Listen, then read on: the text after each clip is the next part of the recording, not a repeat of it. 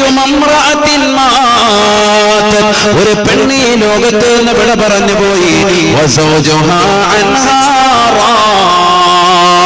അവളുടെ ഭർത്താവ് അവളെ കൊണ്ട് സംതൃപ്തനാണ്, എന്റെ ഭാര്യ ഞാൻ അവളുമായി മധുവിധ ആഘോഷിച്ചവനാണ്, എനിക്ക് ഭക്ഷണം പാചകം ചെയ്ത് തന്നവളാണ്, എന്റെ മക്കളെ പോറ്റിയവളാണ്, അവർക്ക് മുലപ്പാല് നൽകിയവളാണ്, എന്റെ വീട് അടിച്ചു വാരി വൃത്തിയായി സൂക്ഷിച്ചവളാണ്. ഞാനിതാ 30-40 വർഷം ജീവിച്ചു. സന്തോഷകരമായ ജീവിതമായിരുന്നു അവളുമായിട്ടുണ്ടായിരുന്നത്. ഒരു പ്രശ്നവുമില്ല, ഒരു അലട്ടലുമില്ല. ഭക്ഷണമുണ്ടെങ്കിൽ സന്തോഷമാണ്, ഭക്ഷണമില്ലെങ്കിൽ അതൊന്നും പ്രശ്നമല്ല. എല്ലാം സമാധാനത്തോടുകൂടി ആശ്വാസത്തോടുകൂടി ഭർത്താവിനോടൊപ്പം നിലകൊള്ളുന്നതായ ഭാര്യ. അല്ലാഹുവിന്റെ റസൂൽ പറയുകയാണ്, ഭർത്താവ് സംതൃപ്തനാണ് എങ്കിൽ അവൾ തീർച്ചയായും സ്വർഗത്തിലാണ്. ദഖലത്തിൽ ജന്ന, സ്വർഗത്തിൽ പ്രവേശിച്ചുവെന്ന് നബിയുനാ റസൂലുള്ളാഹി സ്വല്ലല്ലാഹു അലൈഹി വസല്ലം. എന്താ പറഞ്ഞത്? ഭർത്താവ് ഭാര്യ മരിച്ചു പോകുമ്പോ ഭർത്താവ് ജീവിച്ചിരിപ്പുണ്ട്, അദ്ദേഹം പറയാണ് എന്റെ ഭാര്യ റാഹത്തുള്ളവളായിരുന്നു, അവളെപ്പോൾ അത്രയും റാഹത്തുള്ള വേറൊരു ഭാര്യയില്ല എന്ന് പറഞ്ഞാൽ അവൾ തീർച്ചയായും സ്വർഗത്തിലാണ് ആ ഭാര്യ എന്ന സയ്യിദുനാ റസൂലുള്ളാഹി. ഈ സദസ്സിൽ ഒരുപാട് പേര് അങ്ങനെ ഉണ്ടാവും.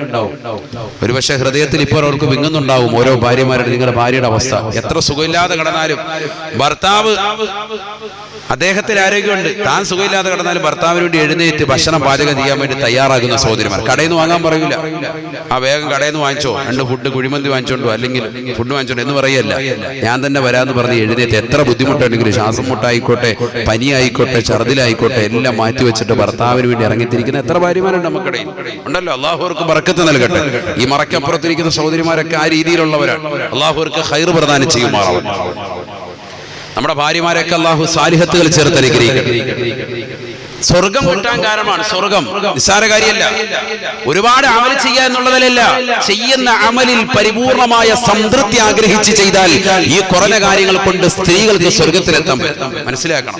സ്ത്രീകൾ സ്വർഗത്തിൽ കടക്കാൻ അവർ ഒരുപാടും ചെയ്യണ്ട, കുറഞ്ഞ കാര്യം ചെയ്താൽ മതി. അതിനൊരു ഹദീസ് പഠിപ്പിച്ചു തരാം കേട്ടോ. നബിയുനാ റസൂലുള്ളാഹി സ്വല്ലല്ലാഹു അലൈഹി വസല്ലം തങ്ങളുടെ ചാരത്തേക്ക് അസ്മാ ബിൻത് യസീദ് അൽ അൻസാരി റളിയല്ലാഹു അൻഹ കടന്നു വരുകയാണ്.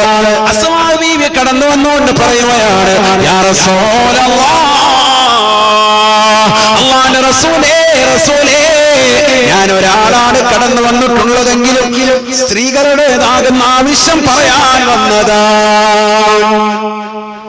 ഞാൻ ഒറ്റയ്ക്കാണ് വന്നിട്ടുള്ളത്, പക്ഷെ ഒരു കൂട്ടം സ്ത്രീകളുടെ ആവശ്യം തങ്ങളോട് പറയാൻ വന്നതാണ്. നബി ചോദിച്ചു, എന്താ കാര്യം? നബിയോട് പറഞ്ഞു, ഞങ്ങൾക്ക് ഈ ജുമുഅ ജമാഅത്തിനൊന്നും വരാൻ പറ്റൂലല്ലോ, സ്ത്രീകളല്ലേ, ഞങ്ങൾക്ക് യുദ്ധത്തിൽ പങ്കെടുക്കാൻ പറ്റൂല, നമുക്ക് ഒരുപാട് നന്മകൾ തടയപ്പെടുന്നുണ്ട്, ജുമുഅ ജമാഅത്തിന് വരാൻ പറ്റില്ല, 5 വഖത്ത് വരണമെന്ന് ഞങ്ങൾക്ക് വലിയ താല്പര്യമുണ്ട്. സഹാബിയത്താകുന്ന വനിതകളാണ്.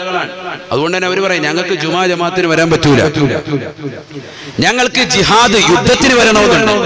പടച്ചട്ടക്കാണ് ഞങ്ങൾക്ക് വന്നാൽ കൊള്ളാമെന്നുണ്ട്, ഞങ്ങൾ ഇവിടെ അതിന് ഇറങ്ങാൻ റെഡിയാണ്. പക്ഷെ നബിയെ തങ്ങൾ പറഞ്ഞു സ്ത്രീകൾ വരണ്ടെന്ന് പറഞ്ഞിട്ടുണ്ട്, ഞങ്ങൾ അതിൽ നിന്ന് വിലക്കിയേക്കാൻ. ഞങ്ങൾക്ക് ഈ കൂലിയൊക്കെ ഒന്ന് കിട്ടണ്ടേ നബിയെ?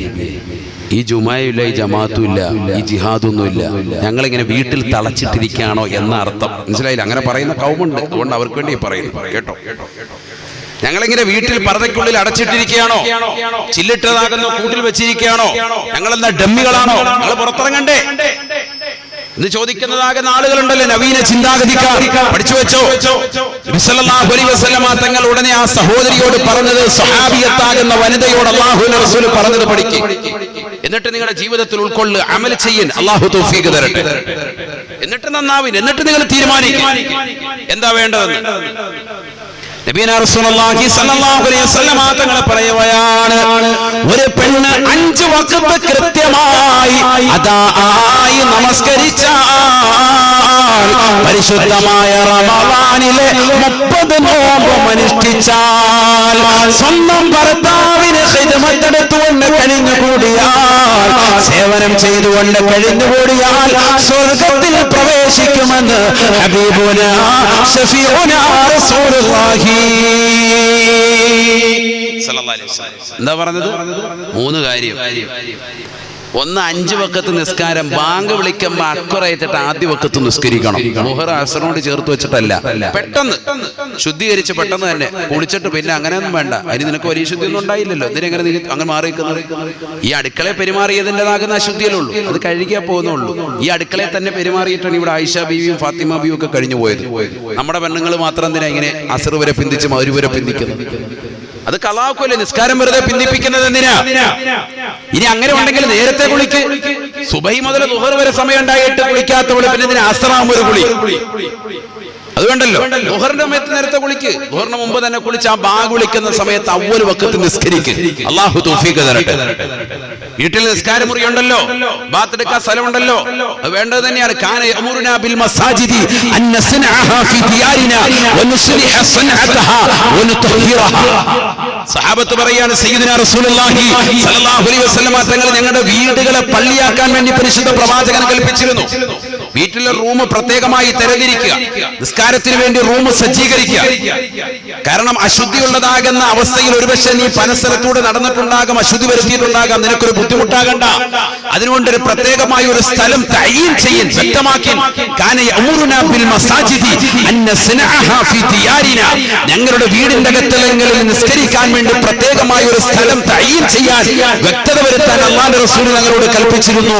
വനുസ്ലിഹ സൻഅതഹാ. ആ പണിയുന്നത് നല്ല വൃത്തിയായി ചെയ്യുവാനും റസൂലുള്ളാഹി പറഞ്ഞിരുന്നു. വനുതഹിറഹാ. അതിനെ ഇടയ്ക്കിടയ്ക്ക് ശുദ്ധീകരിക്കുവാനും റസൂലുള്ളാഹി കൽപ്പിച്ചിരുന്നു. അപ്പൊ അങ്ങനത്തെ സ്ഥലമുണ്ടല്ലോ, അവിടെ റാഹത്തായി നിസ്കരിക്കും. അവിടെ നിസ്കരിക്കുക, 5 വക്കത്ത് കൃത്യമായി നിസ്കരിക്കും. റമളാനിലെ നോമ്പ് അത് കൃത്യമായിട്ട് ആ 30 നോമ്പ് അനുഷ്ഠിക്കും. സഹോദരിമാര് ശ്രദ്ധിച്ചോ, വിടാതെ ശ്രദ്ധിക്കും. അശുദ്ധി വരുന്ന കേട്ടോണ്ടെങ്കിൽ റമളാൻ കഴിഞ്ഞ് ഉടനെ നോറ്റുവീട്ടി, ശവ്വാൽ മാസത്തിൽ തന്നെ നോറ്റുവീട്ടി. നീട്ടിക്കൊണ്ട് പോകണ്ട, പെരുന്നാൾ കഴിഞ്ഞ് അടുത്ത ദിവസം മുതൽ തുടങ്ങിക്കോ. എന്തിനാ നീട്ടുന്നത്? അങ്ങനെ പിടിക്കാൻ അല്ലാഹു തൗഫീഖ് തരട്ടെ. എന്നിട്ടോ നബി സല്ലല്ലാഹു അലൈഹി വസല്ലം തങ്ങൾ അസ്മാഇനോട് പറഞ്ഞു, സ്വന്തം ഭർത്താവിന് സേവനം ചെയ്ത് നിലകൊള്ളി, സ്വർഗ്ഗത്തിൽ കടക്കുമെന്ന് മുഹമ്മദ് മുസ്തഫ. വേറൊന്നും പറഞ്ഞിട്ടില്ല. ഈ ഒരൊറ്റ വാക്ക് വെച്ചിട്ട് നിങ്ങൾ അമൽ ചെയ്താൽ മതി. അല്ലാഹു തൗഫീഖ് തരട്ടെ. മറക്കപ്പുറത്തിരിക്കുന്നവർക്ക് സ്വർഗം പുൽകാൻ കാരണം ഇതാണ്. ഈ മറക്കിപ്പുറത്തിരിക്കുന്നവർക്ക് കടമ്പകൾ ധാരാണ്. ജമാഅത്ത് ഒഴിയാൻ പാടില്ല, വരണം. ജമാഅത്ത് ഒഴിയുന്നവന്റെ വീട് കരിക്കാൻ വേണ്ടി നമ്മൾ നിയ്യത്ത് ചെയ്തു സയ്യിദുനാ റസൂലുള്ളാഹി സ്വല്ലല്ലാഹു അലൈഹി വസല്ലം പറഞ്ഞ ഹദീസ്. ജമാഅത്ത് ഒഴിയുമ്പോ അവൻ്റെതാകുന്ന ഒരാളെ ഇവിടെ ഇമാമത്തിനെ ഏൽപ്പിച്ചിട്ട് ഞാൻ അവിടെ ചെന്നിട്ട് ജമാഅത്ത് ഒഴിയുന്നവന്റെ വീട് കരിച്ചു കളയാൻ വേണ്ടി ഞാൻ നിയ്യത്ത് ചെയ്തു. അത്ര ഗൗരവത്തിൽ, കരിച്ചു കളയണമെന്ന അർത്ഥത്തിലല്ല, അത്ര ഗൗരവമുണ്ട്, നിസ്സാര വിഷയമല്ല ജമാഅത്ത് കളഞ്ഞു കുളിക്കുന്നത് എന്നത്. ജുമാ എന്തായാലും നിർബന്ധമാണ്. ജമാഅത്തിനേക്കാൾ വലിയ ഔലിയാണ് ജുമാ. ഞാൻ മുമ്പ് സൂചിപ്പിച്ചിട്ടുള്ളതാണ്. ആ ജുമായുടെ 2ാമത്തെ റക്അത്തിലെ റുകൂഇലെങ്കിലും വന്ന് ചേർന്നില്ലെങ്കിൽ ജുമാ കിട്ടൂല. ഇത് പഠിച്ചു വെക്കണം. ഞാൻ മുമ്പ് പള്ളിയിൽ ഒരു വെള്ളിയാഴ്ച ഞാൻ സൂചിപ്പിച്ചതുമാണ്. പുരുഷന്മാർ കൂടുതലുള്ളത് കൊണ്ടൊന്ന് ശ്രദ്ധയിൽപ്പെടുത്തുന്നു എന്ന് മാത്രം. ആരെങ്കിലും സഹോദരങ്ങൾ വിട്ടുപോകുന്നവർ, ചിലപ്പോൾ ലാസ്റ്റ് വാലൊക്കെ കഴിഞ്ഞ് പ്രഭാഷണമൊക്കെ കഴിഞ്ഞ് ജുമായ്ക്ക് വന്ന് കൂടിയിട്ടുള്ള ആളുകൾ ഒരുപക്ഷെ അത് കേട്ടിട്ടുണ്ടാവൂല. സാധാരണ ജമാഅത്തായ നമസ്കാരം പോലെ അല്ല ജുമാ.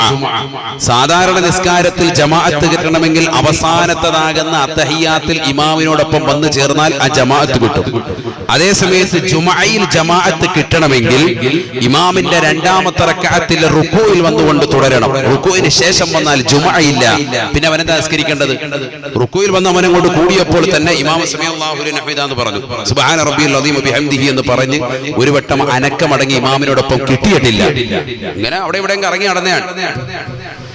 എങ്കിൽ അവൻ എന്താ ചെയ്യേണ്ടത്?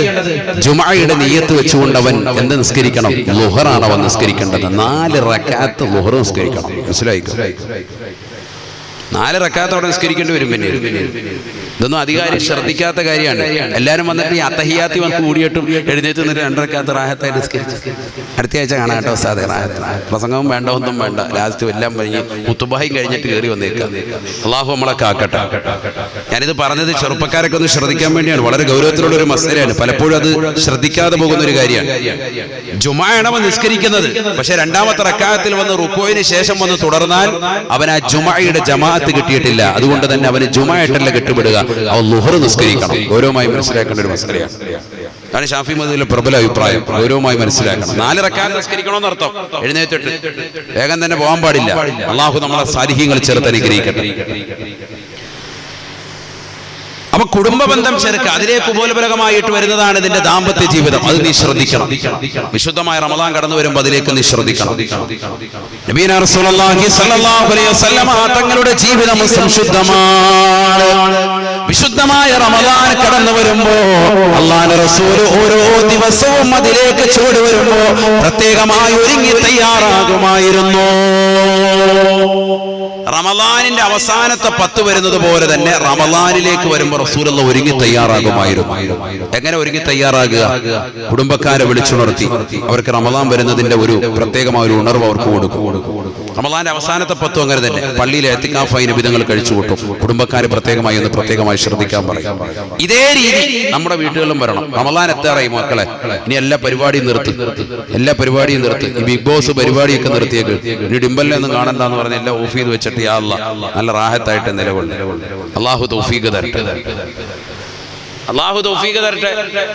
നന്നായി ജീവിക്കും. ഇത്ര നാൾ റിയാലിറ്റി ഷോ അതും ഇതും മാറ്റി ചാനൽ മാറ്റി നിലകൊണ്ട് ഇനിയെങ്കിലും നന്നാകും. ഖൈറിന്റെ കവാടങ്ങൾ തുറക്കപ്പെടുന്ന മാസമാണ്. ഇദാ ജാഅ റമളാനു ഫുതിഹത് അബ്വാബുൽ ജിനാൻ, സ്വർഗ്ഗത്തിന്റേതാകുന്ന കവാടങ്ങൾ തുറക്കപ്പെടും റമളാൻ വരുമ്പോൾ. റമളാൻ വരുമ്പോൾ സ്വർഗ്ഗത്തിന്റെ കവാടങ്ങൾ തുറന്നു വെച്ചിരിക്കാൻ. നരകത്തിന്റെ കവാടങ്ങൾ അടയ്ക്കപ്പെടുക. വലിയതാകുന്ന കുരുത്തം കെട്ടതാകുന്ന പിശാചുകളെ ചങ്ങലക്കിടുക. ഈ സന്ദർഭമാണ് നമുക്ക് വന്നിരിക്കുന്നത് എന്ന് പറഞ്ഞാൽ. അതുകൊണ്ടാണ് റമളാനിൽ ചങ്ങലക്കിടുക എന്ന് പറഞ്ഞാൽ റമളാനിൽ പിന്നെ നമ്മൾ വലിയ തെറ്റൊന്നും ചെയ്യാറില്ല. കള്ളു കുടിച്ചുകൊണ്ടിരിക്കുന്നവർ റമളാനിൽ കള്ളുകൂടി നിർത്തും. റമളാൻ കഴിയുമ്പോൾ നോക്കാന്ന് പറഞ്ഞ് മാറ്റി നിർത്തും. അതാണ് ഈ പിശാചിനെ ചങ്ങലക്കിടുക എന്ന് പറഞ്ഞ. അതാണ്. എന്നാൽ ചെറിയ തെറ്റുണ്ടാവും, അത് ശ്രദ്ധിക്കണം. ആ ചെറിയ തെറ്റിൽ നിന്ന് നമ്മൾ ഒഴിവായി നിൽക്കണം. അല്ലാഹു തൗഫീഖ് തരട്ടെ. നിങ്ങളെ ചോദിച്ചോളൂ, നിങ്ങൾ എന്ത് ചെയ്യുന്നു?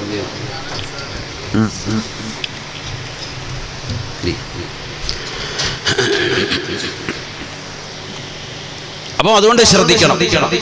നമ്മൾ അമൽ ചെയ്തുകൊണ്ട് നിലകൊള്ളണം. പിന്നെ ഒരു കാര്യം ചെയ്യാനുള്ളത് ഇനി തൗബയാണ്. റമളാനിന് മുമ്പ് നമ്മൾ തൗബ ചെയ്ത് നിലകൊള്ളണം. 27 രാവിലെ പള്ളിയിൽ വന്ന് നമ്മുടെ സാധാരണ നമ്മൾ കൂടുന്ന പരിപാടിക്ക് വന്ന് കൂടി ആ സമയത്ത് ഒരു തൗബ ചെയ്തിട്ട് പോയിട്ട് മാത്രം കാര്യമില്ല.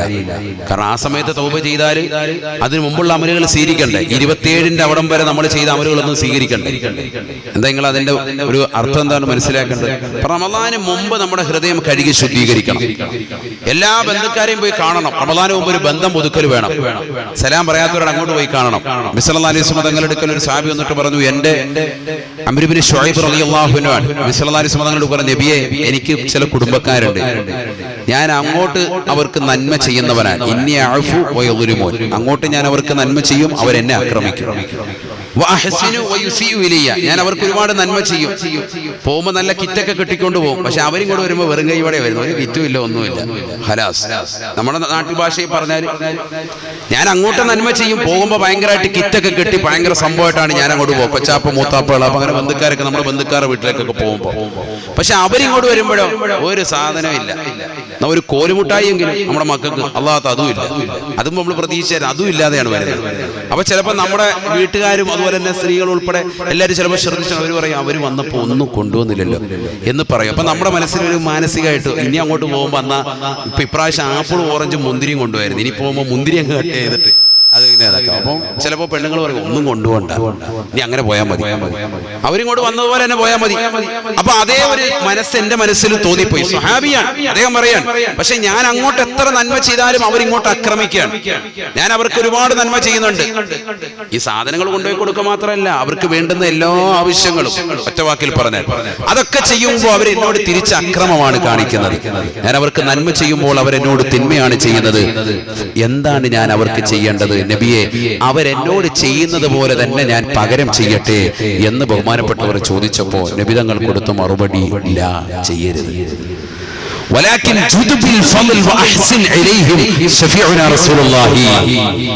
നീ അവർക്ക് നന്മ ചെയ്തുകൊണ്ടിരിക്കണം.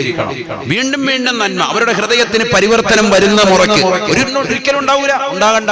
നിനക്ക് ആഖിറത്തിൽ നേട്ടം കിട്ടും. നീ ഇപ്പോൾ കൊടുത്തുകൊണ്ടിരിക്കുന്നത് എത്രയാണോ റമദാനിൽ കൊണ്ട് 1000 കൈമടക്ക് കൊടുക്കുന്നുണ്ട് പ്രായം ചെന്ന ഉമ്മ.